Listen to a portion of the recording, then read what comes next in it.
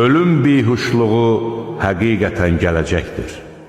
Ey insan, bu sənin uzaq qaçdığın şeydir.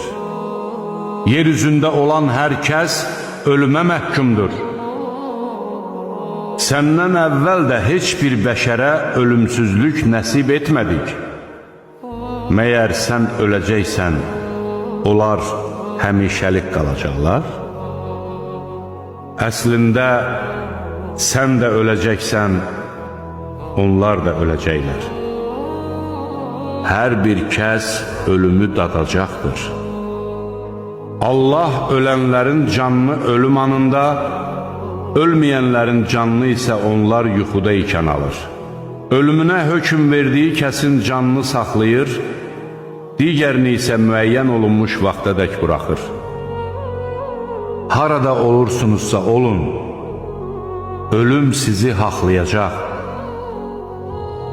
Hətta yüksək qalalarda olsanız belə, o sizə gözətçi mələklər göndərir.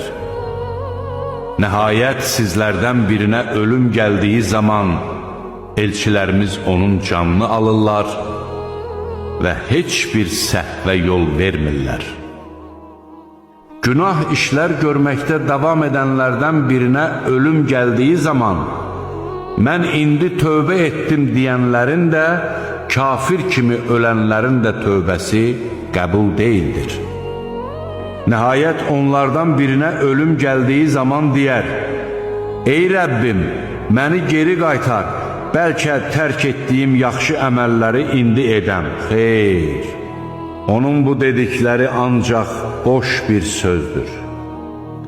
De ki, sizə müvəkkil olan ölüm mələyi canınızı alacaq, sonra da Rəbbinizə qaytarılacaqsınız.